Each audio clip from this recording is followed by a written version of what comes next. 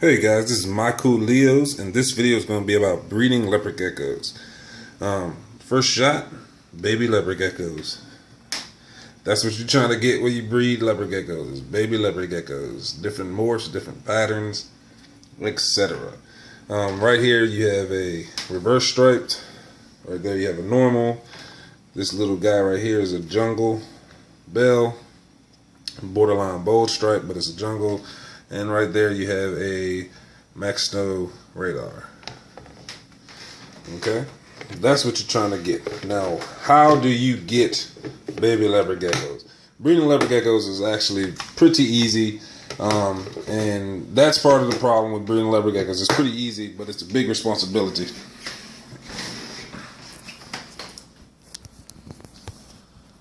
Oh, what did I do? There we go. Sorry about that. I'll probably edit that out. So, breeding leopard geckos is pretty easy, and like I said, that's kind of the problem. Is it's so easy, but it's a big responsibility. And I won't get into ethics and all of that stuff about breeding leopard geckos, but definitely look up. Don't just watch videos on YouTube. They definitely help. They help me, but also get some type of written material on leopard geckos. A book, an ebook, something like that. Join a forum, join a couple forums.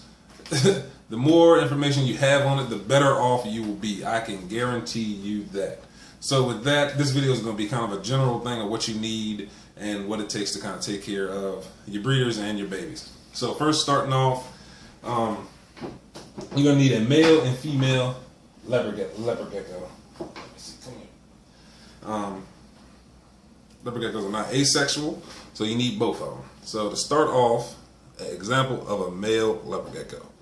Here's Baby Boy. He was one of my breeders this year. He's a tangerine het radar. You've seen him in other videos if you've seen him. And he has two distinct hemibulges at the base of his tail before it touches his body. And he has an upside down V line of scent pores right before the vent touches his body. Hope you can see that. And that's Baby Boy. That's what he looks like. You always see him. He's one of my favorites. That's why I show him a lot. As you can see, he's not like ultra crazy when I pick him up or anything like that. And here's one of the females that he was paired with this year. And Exotica. Now, if you can see her armpit right under her arms, and I'm showing you this because I'm going to talk about it later, you'll see those big pouches. That is where females and male leopard geckos, but primarily female leopard geckos, keep calcium and fat storage. The fat, they keep a majority of it in their tail, of course, but they also keep some behind there. So that pocket right there is really, supposedly, this is where they keep a lot of their calcium and a little bit of their fat for egg production. But if you look at her, she does not, she has a bulge. Calm down, Exotica, I know. She has a bulge, but she does not have two distinct bulges. And so you can see a V, but a faint V. And that is a female leopard gecko. So you're going to need one of each of those. I won't get into really the morphs or anything like that, but there is some no-nos when it comes to breeding leopard geckos in terms of mixing their morphs or mixing their genes. And one of those is, of course, the albinos, 3 albinos, the rainwater bell, and the trimpers. You don't want to mix those. They are separate lines of albino. If you put 2 of those together, you will not get albinos. You will get normals het for both of them. So there are 3 different lines of albino, of the albino strain. Another one that's kind of there that some people do, a lot of people don't, is mixing the 4 different types of snows. You have tug snow, gem snow, max snow, and you have line bred snows. You kind of want to keep those lines pure. I mean, you can do whatever you want, of course, but in terms of if you plan on selling your leopard geckos and you tell people that, they're not going to really want to buy your leopard geckos. And if you don't tell people that and they find out, then your character is gone. Nobody's going to, I mean, it's just gone. So definitely keep that in mind. Definitely do your research when it comes to the different genetics of leopard geckos, so you do not make a leopard gecko that is genetically inferior for whatever reason. The leopard gecko is not inferior. It's still going to be a cool pet for somebody or for you. I don't want to put it off like, you know, they're nasty, ugly animals or anything like that. But genetically, in terms of breeding specimen, they're going to be inferior, and people aren't going to want to buy them. So definitely do research on that and keep that in mind when you're breeding two leopard geckos. Space, big thing. Leopard geckos lay anywhere from 1 egg for a breeding season all the way up to 20 something eggs breeding season. Normally it's between 6, 8, 10, around that much. First time breeders 4 to 6, sometimes 8. Just keep that in mind. So if you're breeding, a good rule that I go by is 10 babies per leopard gecko. Some of them's going to lay more, some of them's going to lay less, but on average 10 babies are going to hatch per. It's really around like 8.5 or something like that, but I do 10 just so I have extra space. I do 10 per leopard gecko. So this year I did 10 times 8.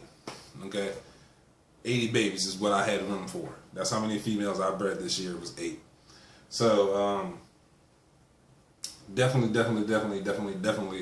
make sure that you have enough space, and with space, making sure that it's the right. Making sure that it is the right size for the size of your leopard gecko. So babies are going to need a certain amount of space. Juveniles are going to need a certain amount of space, and adults are going to need a certain amount of space. Definitely make sure that you have enough space for that growth that your leopard gecko is going to go through pretty fast. Just a heads up on that. They grow pretty fast. Some of them don't. Most of them do. So making sure the space, make sure it's properly heated. Make sure you have that. When you did your research on leopard geckos before, which I'm hoping everybody does before they buy a leopard gecko, leopard geckos need that temperature gradient. So making sure that you have the proper temperature gradient for your leopard geckos. Next is making sure that your leopard geckos are properly supplemented. So here's an example. In this container is not Rep Decal. I did use this before. I didn't really like it. It's a real fine, and it comes with D3, so I didn't really like it. But I do like the container that they have, because they have one side that has holes in it so you can dust, and then they have one side with a spoon. But in this container, I have Rep Cal, and I have Rep Cal Calcium, and Rep Cal Multivitamin. I like those two. They seem to be doing well for me. This year, like I said in the video before, next year, I'm going to switch. Just the price on that was kind of a little more than I would have liked, but definitely you're going to need your multivitamins and calcium for your leopard geckos. And what I like to do is about a month and a half, 2 months before breeding, put a dish of calcium in there, especially in my females, really just in my female enclosures. Put a dish of calcium in every single one of them. Dust their food with the multivitamin mix. Just really making sure that they're properly supplemented. I had a horror story when I was little with my monitor not being properly supplemented. Didn't know nothing about supplements. I was a little thing, so that's what I tell myself to make me feel better. Had to take my monitor to the vet. That was telling me, good gracious, you need to do it, and gave me the list of what I need for my monitors and everything like that. So definitely make sure that they're properly supplemented, especially your females. There's some issues that egg production can cause in your females. Reproduction in general for most species is pretty rough. Pretty much always on the females too. There's exceptions, of course, but pretty much the females have it the hardest, and that there's no exception for leopard geckos. Females have it pretty much. They have it pretty rough. The amount of eggs they gotta lay, the stress on the body that it takes, the nutrients and calcium that it takes out of their body. You need to make sure that they have enough for egg production and for themselves. So making sure you get the proper mix of vitamins and calcium. Making sure that the mix actually kind of mixes together pretty well. So supplementation, big one for me. Supplementation. Another one is once you have that, your leopard geckos are properly supplemented. They're the proper weight. That was something else I forgot. Leopard geckos breeding, the general rule is kind of 50-55 grams and higher. You really don't want to breed your leopard gecko smaller than that. Of course, there's exceptions depending on the leopard gecko. Some leopard geckos don't get that big. Some leopard geckos get way bigger than that, so you want to kind of hold off until they're higher than 55 grams. And giants are definitely one of them. Super giants are one of them. You kind of want to wait until they're bigger than 55 grams to breed them. But if you breed them smaller than that, generally you have issues with the process. Males, smaller males, tend to get prolapses more, and that's just when their sexual organ is either ripped, stretched, something, debris got caught in there where it can't retract back into its stomach. And females, egg binding, infection, damage from the males being too aggressive, them being too small for the males, etc., etc. Do you look that up? It's pretty important too. The introduction is pretty easy. Once you have rewind. Ovulation. That is your key if you keep your leopard geckos in separate containers, or even if you keep them in the same. When your female starts to ovulate, that means breeding season has kicked off for that leopard gecko. That doesn't mean she's ready to breed. Actually, the ovulums need to be at a certain size before they're really ready to go. But definitely ovulum grading is something that is a big part of breeding. It makes your life a lot easier in terms of having to worry about your males messing up your females, or vice versa, your females messing up your males. So there's a ton of videos on YouTube. I don't have no females at the time ovulating, so I can't actually physically show what ovulation looks like. But there's a ton of videos on YouTube, ton of information. In Ron Tremper's new book, there's some great pictures of that on there in the book. So definitely, ovulation grading is a big one. It definitely helps me out to make sure I haven't had, in the last couple of years, no tail losses, no scars, nothing like that, and I directly result that to ovulation grading. So definitely a big one. Now, once you have all of that done, the introduction, your female's ready to go. Me personally, depending on the male, I will introduce him into her cage, or her into his cage. If the male is aggressive, he goes into her cage. It kind of throws him off a little bit. He's not as aggressive because he's in a new surrounding and everything like that. So he needs to kind of get his bearings before he actually starts to breed. And that's what I do with aggressive males. With nicer males, I do it the other way, pretty much. That way, it kind of gives them a kickstart. They kind of go and investigate what's going on in my cage, and everything, and it kind of kicks the process, gets the process going for them. And that's just how I do it. It works pretty well for me. I don't have to wait long with doing that to watch a copulation. Me personally, since I don't have a lot of breeders, I can actually observe copulation, then put the male back in his cage, and I like that. I mean, I don't want to keep them in there longer than they need to be. So that works out for me with the amount of leopard geckos that I have. So just heads up on that.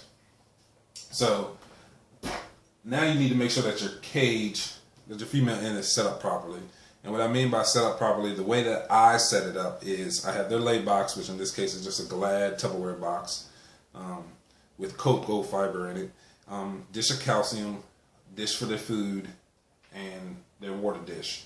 Sometimes I just make their food dish, their calcium dish as well. I just add some in the bottom.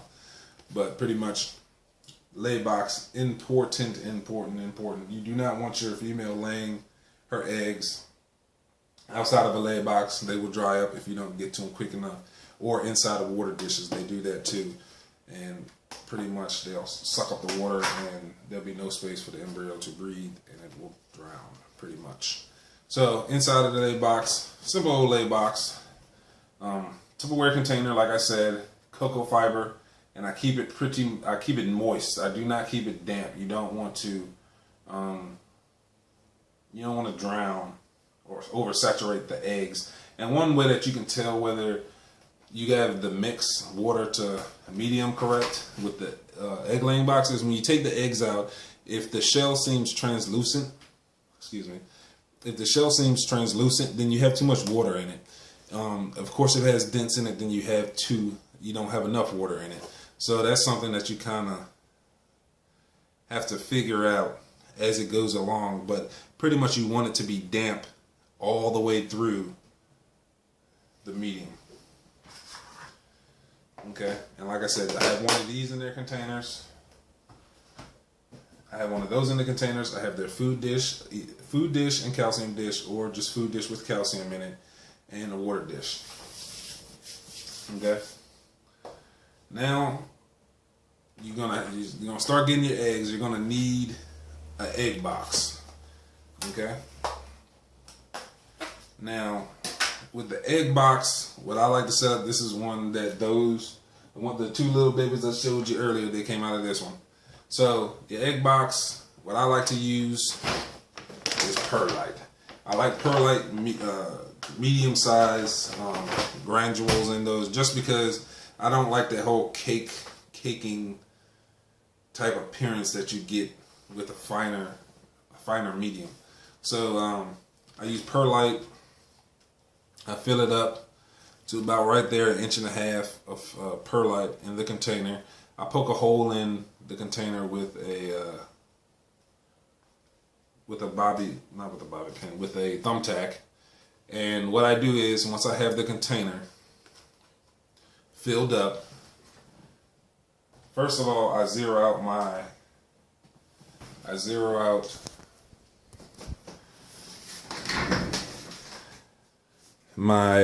container, pretend like there's nothing in there. So I zero it out, weigh the container.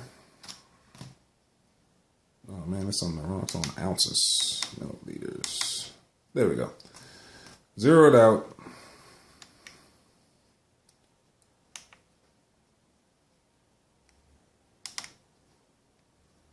Hold on. Let me work this silly thing. There we go. I tear it. Jeez, tear it out. This thing is acting buck crazy, people.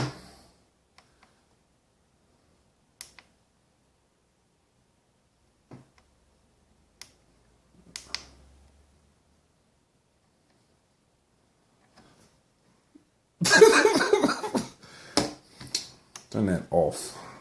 Just click off. So I tear it out. I'm going to go get my other scale. This one's acting stupid. I think the battery's low. But anyway, I tear it out so that the container doesn't weigh in there. I weigh the substance, the medium. In this case, I weigh it to 16 grams. 16 grams. Then I add water into it until it gets to about 68, roughly, grams with the water in it. And then I add the eggs in there. Put it on top. And there you go. That's Tangerine Head Radar, the date that they was laid, and the weight of the container. And the reason I put the weight on the container is so that once a week I weigh the container. If it's lower, then I add water. Normally, sometimes it goes up because the embryo is developing and it adds weight. But if it's lower, then I definitely add water just to keep the humidity at what it is supposed to be at.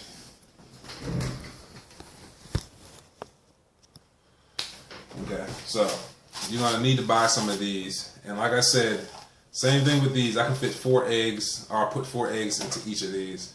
So if I know that I can make room for 80 babies, I need to have at least 20 of these. Okay. And you need to just plan out what you need so that you're not short during the breeding season. That is a big thing. I have my notebook And this is, I put everything in this thing. Everything. My list, everything in there. Next is your incubator. Okay. Now, you can build an incubator. That's absolutely fine. I brought my 2 incubators, my male and female incubator. This one right here is a Reptical. It's a proportional. There's a proportional thermostat on it, so it doesn't click. Doesn't click it on and off. It's by Zubed. It's pretty good. There's temperature control right there, styrofoam housing, and everything like that. And proportional, you kind of want to stick with proportional thermostats because they just adjust the power output accordingly to make sure that the temperature stays the same. With a thermostat that clicks on and off, what happens is it waits for a certain temperature to hit, and then it clicks it back on. So, and the better ones of those type of thermostats, you can put it to like a 1 degree difference. But on the cheaper ones, you pretty much, it's like it drops 5 degrees, then it clicks on, raises the temperature up, and then it clicks off, and then it drops down. It's just a real sporadic temperature that you end up getting. So proportional is always better. Costs more, but better.